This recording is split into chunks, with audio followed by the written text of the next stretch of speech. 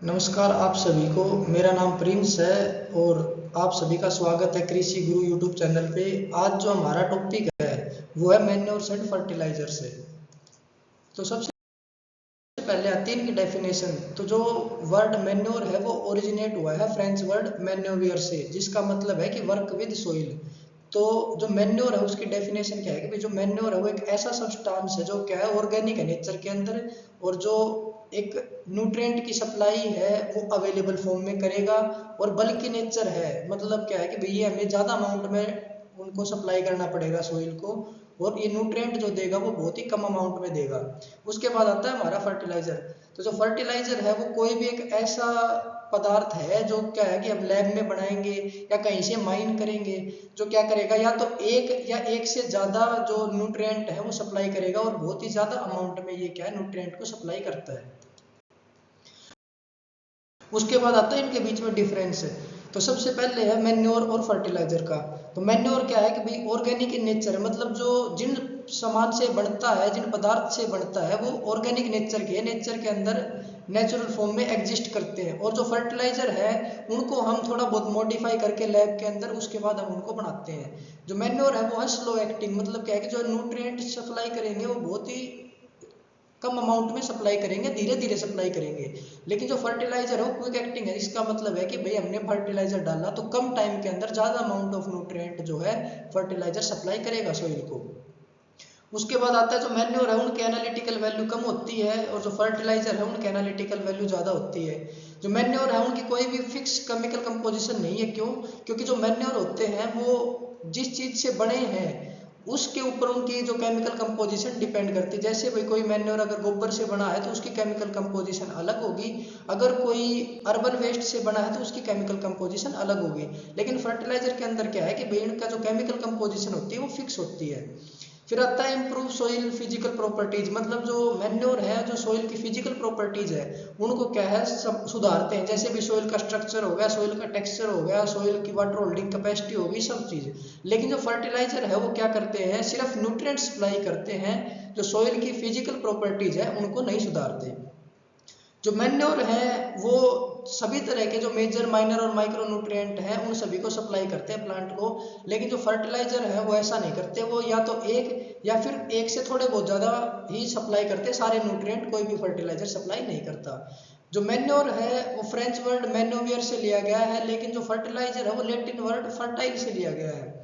Manure बल्कि nature के है, मतलब हमारे को ज़्यादा सप्लाई करने पड़ेंगे सोइल के अंदर ताकि न्यूट्रिएंट ज़्यादा मिले। लेकिन फर्टिलाइजर क्या है, नॉन बल्कि नेचर होता है, मतलब है कि भाई हम कम अमाउंट में जो है हमको फर्टिलाइजर सप्लाई करना पड़ेगा ज़्यादा न्यूट्रिएंट को अवेलेबल करवाने के लिए। उसके बाद आती है क्लासिफिकेशन ऑफ मैन्योरिंग। उससे पहले एक प्रोसेस है मैन्योरिंग। मैन्योरिंग की प्रोसेस क्या होती है कि भाई हम सोइल की प्रोडक्टिविटी को बढ़ाएं, कोई भी न्यूट्रिएंट को ऐड करके सोइल के अंदर अलग अलग फॉर्म में, उसको बोलते हैं मैन्योरिंग। उसके बाद आती है क्लासिफिकेशन मैन्योर्स की। मैन्योर जो होते हैं दो तरह के होते हैं, बल्कि ऑर्गेनिक मैन्योर और कंसंट्रेटेड ऑर्गेनिक मैन्योर। तो बल्कि ऑर्गेनिक मैन्योर वो होते हैं जिनके अंदर न्यूट्रिएंट की जो अवेलेबिलिटी है वो कम होती है और हमें ज़्यादा अमाउंट में सप्लाई करने पड़ते हैं। एग्जाम्पल हो गए इसके FYM, compost, green manure, sewage sludge हो गया। और जो ये है सोइल के स्ट्रक्चर और वाटर होल्डिंग कैपेसिटी को इम्प्रूव करते हैं। और जो कंसंट्रेटेड ऑर्गेनिक मैन्योर है ये वो ऑर्गेनिक मैन्योर होते हैं जिनके अंदर न्यूट्रिएंट की जो अवेलेबिलिटी है वो ज़्यादा होती है। हमें ये बल्कि जो ऑर्गेनिक मैन्योर है इनसे तो कम डालने पड़ेंगे, लेकिन जो फर्टिलाइजर है उससे हमें ये ज़्यादा डालने पड़ेंगे। अब जो कंसंट्रेटेड ऑर्गेनिक मैन्योर होते हैं वो भी दो तरह के होते हैं, एक तो प्लांट ओरिजिन, एक एनिमल ओरिजिन। तो जो प्लांट ओरिजिन होते हैं वो ऑयल के एक भाई मस्टर्ड का हो गया, नीम का हो गया, ग्राउंड नट का हो गया, किसी भी उसका जो प्लांट से ओरिजिनेटेड बाई प्रोडक्ट है उससे बढ़ेंगे। और जो एनिमल ओरिजिन के ऑर्गेनिक मैन्योर्स हैं वो जो एनिमल हैं उनके कोई भी बॉडी पार्ट वगैरह से बनेंगे, जैसे भाई बोन मिल हो गया, फिश मिल हो गया, ब्लड मिल हो गया, या फिर हॉर्न मिल हो गया।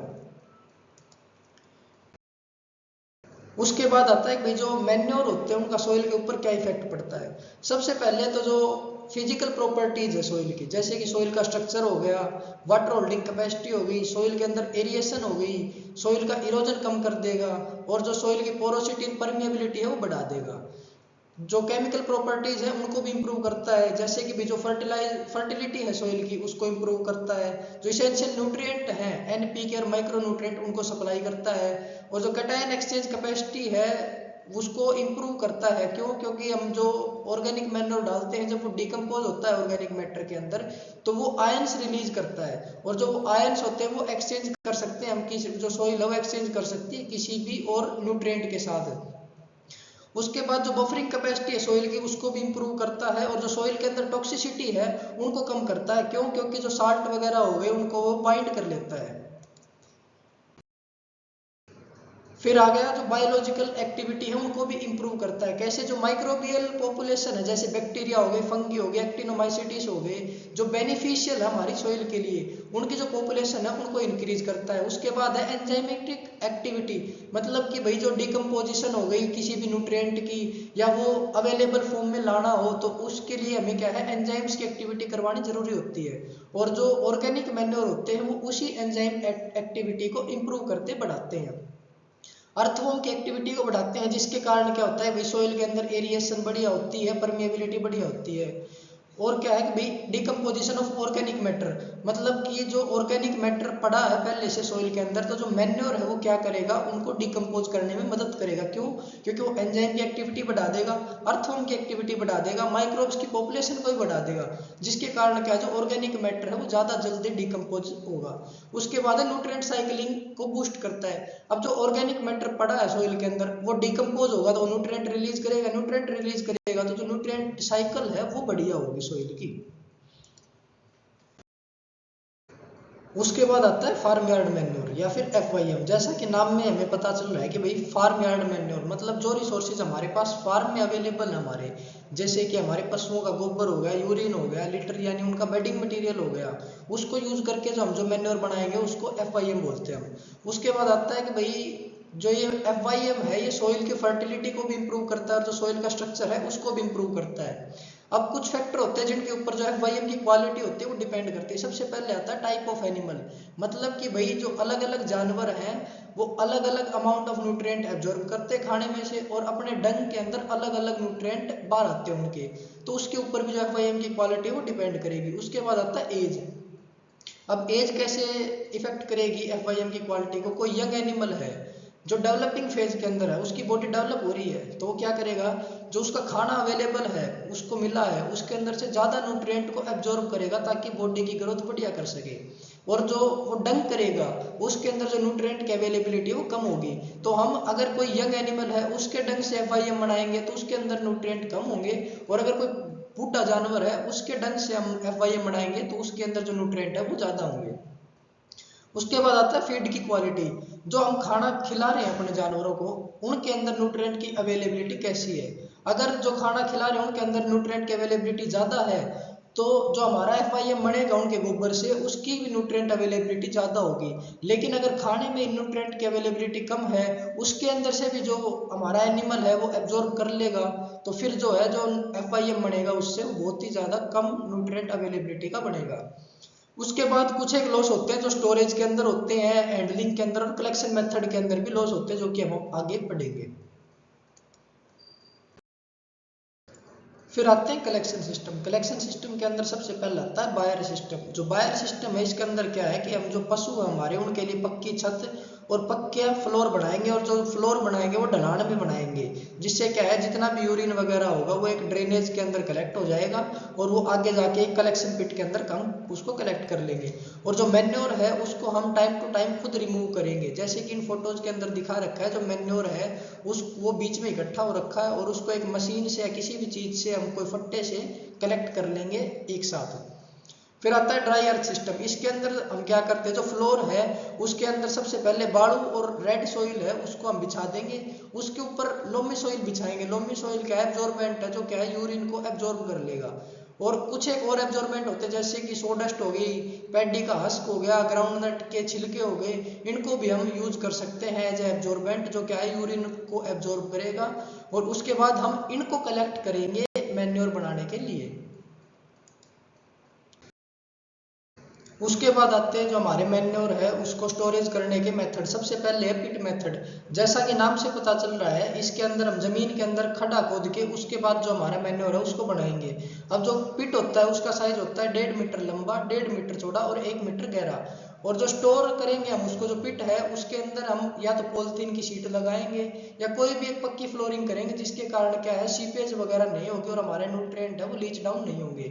उसके बाद आता है हीप मेथड, जो अबो ग्राउंड होता है, जो हम कॉमनली यूज करते हैं गांव में, जिसको हम कुल्डी भी बोलते हैं। इसके अंदर क्या होता है भाई, जो गांव में डांगर वगैरह पशु रखते हैं उनका गोबर है सारा एक जगह के ऊपर इकट्ठा करेंगे जमीन के ऊपर, और उसको बोलते हैं हीप मेथड। इसकी सबसे बड़ी डिसएडवांटेज क्या है कि भाई जो हीप होगा वो सन से डायरेक्ट कॉन्टेक्ट में आएगा, डायरेक्ट एक्सपोज होगा, बारिश के अंदर भी वो डायरेक्ट एक्सपोज होगा, जिसके कारण क्या है न्यूट्रिएंट का लॉस इवेपोरेशन से और लीच डाउन से दोनों तरीके से होगा।